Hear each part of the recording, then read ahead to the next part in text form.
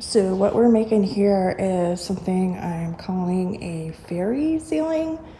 That's just because the place where I got the idea used fairy lights to make their ceiling like this. I don't think I'm gonna be using fairy lights. In my experience, fairy lights don't last very long and have issues. And as you can see, this is going to be a large ceiling, even though we're putting it up in pieces so that it can be taken down if need be to fix the lights. I would just rather not have to do that very often. So we're going to try and use Christmas tree lights, LED lights, instead of fairy lights, but I'm still calling this a fairy ceiling because why not? It sounds cool. So first, we have 1/4-inch plywood here. And then I'm gonna go around, I don't want it square at all. I wanna kind of give it wavy, curvy edges, sort of like a cloud looking feature kind of thing, if that makes sense. So I'm gonna just go around with a pencil and try to freehand draw that, and I will show you once I'm done. So you can kind of see my lines here, making my organic type shape. We're gonna cut those out with a jigsaw, and then I'm gonna move some pieces around too to make it. I don't really like this jut out piece here so much. I want to make that longer. So I'm going to fix that and then cut this out with a jigsaw. This is going above a couch, a U-shaped couch. So I kind of wanted it big enough to encompass the entire couch area. That end over there, we're going to leave straight, just because as you can see, we have a heat pump system up here. There's going to be a projector screen on the ceiling that comes down so that we can watch our shows and movies and stuff. So I just want to keep this side straight to make that all cohesive and that sort of thing. All right, well, I will get this cut out with the jigsaw and then show you where we're at. Okay, so we cut out all of our edges with the jigsaw. You can kind of see here our ending shape. Next, we're gonna sand the edges, make them a bit smoother, and then start drilling holes for our lights. Okay, so now we are drilling our holes. And you want to have the hole big enough to fit your light through. So I tested mine, and that is pretty good right there. Mine ends up being a size 1364 drill bit. Yours might be different depending on the lights you use. I'm drilling from the side that's going to face the floor, the side you're going to see, through to the side that faces the ceiling. That way all my rough edges are up top. We are going to sand those anyways, but just in case. And then I just want to make my holes pretty random. You can see I have a few holes here. I already started and then realized my holes were too small, so we're going back through these holes.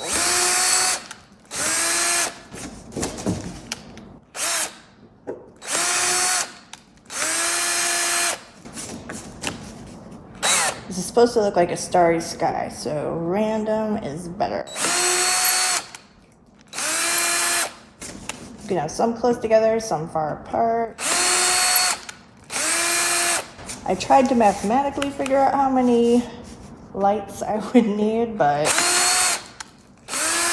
I think in the end I'm just gonna have to count holes to the best of my ability.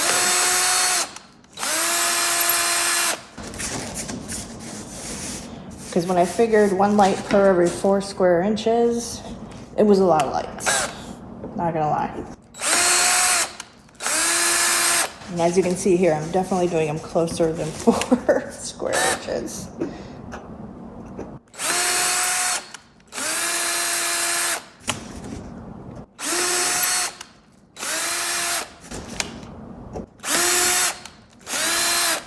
Okay, I will keep going on these holes and then I will get back to you with the next step.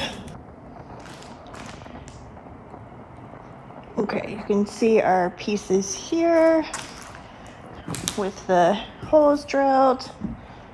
So many holes. And then I painted them flat black, just on the side that's gonna face down towards the floor. Didn't worry about the edges yet either, because those are gonna be covered up with lights.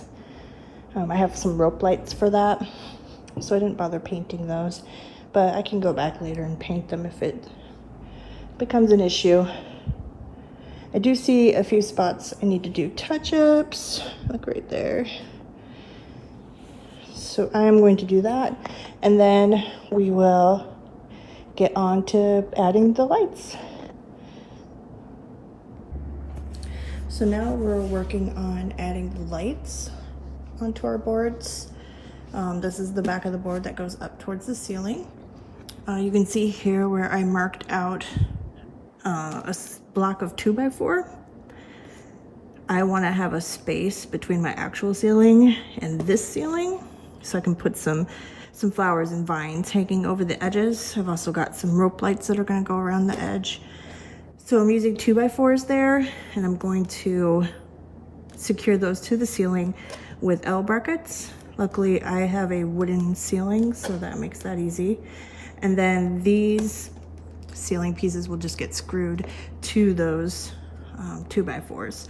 So I have this marked here so I know where not to put lights because I don't want to accidentally screw through my wires once they're up there. So I'm having to go through and just kind of poke these holes and enlarging them again, because some of them got, as you can see here, got paint dripped down through them, blocked the hole just a little bit. So just doing that. And then you're going to take your light here and just shove it in the hole.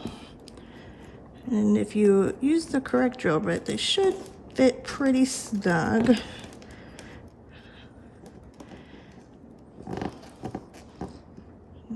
Some of them take a little bit of wiggling. And then I just take some hot glue and put it right around that bulb. Being careful not to touch the wires. I don't really want to melt my insulation on my wires with the hot glue. But this will help just kind of secure it and keep it in place. So as it gets jostled around, putting it up and stuff, we don't have any come loose. Sometimes if one's not fitting good, you might have to hold it while the glue dries just to make sure. Okay, I will keep going on this. I have so many holes to fill. It's going to take me a while, and then we will show you how we put it up. Okay, so I forgot to mention in that last part that I had the lights on or plugged in just for a moment to see what it looks like through the front and make sure that it is turning out how I want, and also so that you guys can see the lights. But for the most part, I'm not going to work on it with the lights plugged in, just in case I do accidentally damage a wire or the hot glue gun melts through the insulation or something. I don't know how much of a risk there is, but just in case, we don't want to do that, so that we don't get electrocuted. So safety first. Try to work on this with your lights off. So this is what our panel looks like with all of the lights on it, all glued in place. This is our very center panel. And the way I've designed it is I'm doing each panel has its own strings of lights. That way, if a string goes out at some point and I need to replace it, I only need to remove that one panel to replace the lights. So this panel has 2 strings of 600 lights. I'm using these LED Christmas lights. I chose these because they come with a remote that has a dimmer function. So using 2 different strands, I've got one plug going to one end of the panel, and then the other plug is down here at the other end.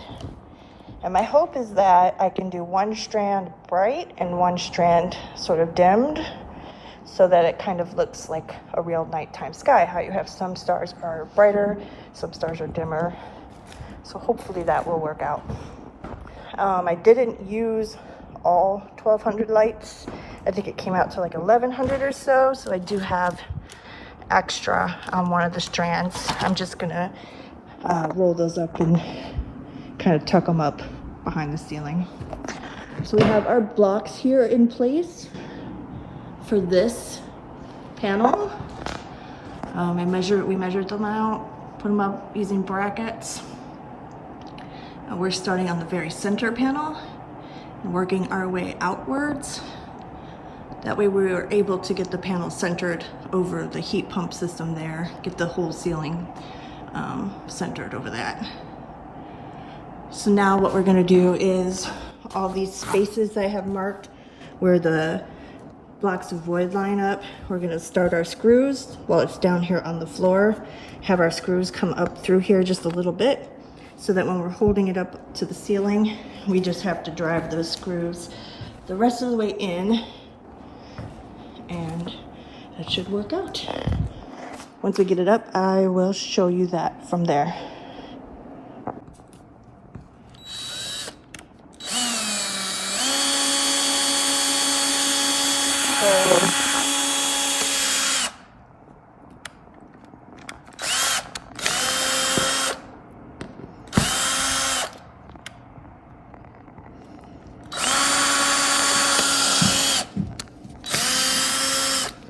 So after we tried one, we decided that it was better to put the screws through on this side first, because putting it through on the other side, the sawdust would get all over the flat black paint, and sawdust really sticks to flat black paint. So we put our screws through this side just to make the holes, and then we're going through the other side to the other side and starting our screws over there.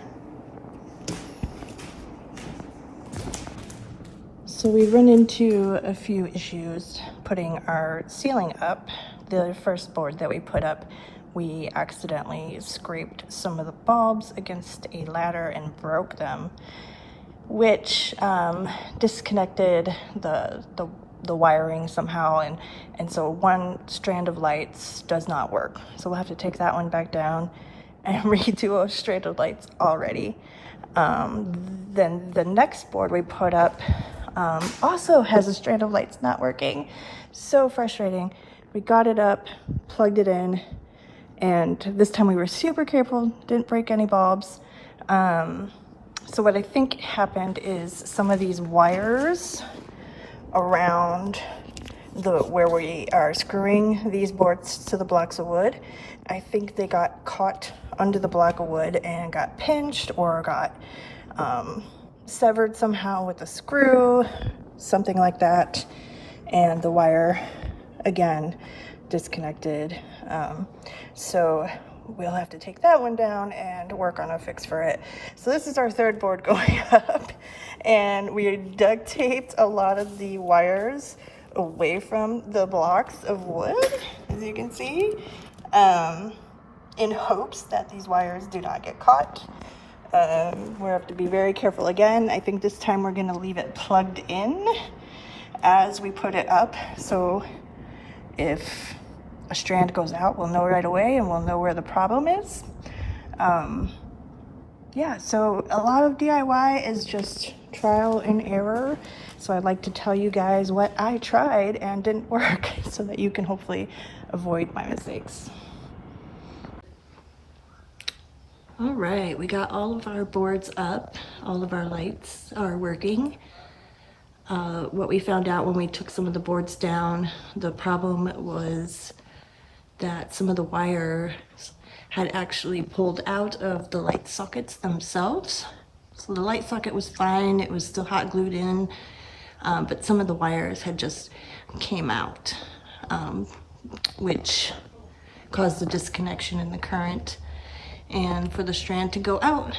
So the easiest fix for that ended up being we stripped some of the wire and connected them together, just didn't use that light at all. Connected the wires together and then put electrical tape around it. You kind of have to play around a little bit with different combinations with the wires. There are 4 different strands of wire connected together to run these lights. Like each strand of lights has 4 little strands of lights. That way, if one light bulb goes out, the whole strand doesn't go out typically in these modern lights. So you would test different combinations until you see the lights come on, and then you know you got the right wires connected. And so then twist them together, put electrical tape over them, and everything is now working. So I will show you the next step. So once we got our boards up, we put this neon rope light around the edge, and that comes with its own clips. You can kind of see here, it's clear. We just drilled a pilot hole into the edge of the plywood and then screwed the clip in, being very careful not to split the wood because our plywood is very thin, as you can see. And then we put these flowers up here and we use zip ties wrapped around some of the Christmas lights. So since they are hot glued in, they're very sturdy. So we just put zip tie around it and around the stem of the flowers, and that holds those up. Some of these, like these ones at the top, are just tucked in and they stay pretty good. It's just the ones that are hanging down that we zip tied up there. So that is the process, and now I will show you the final result.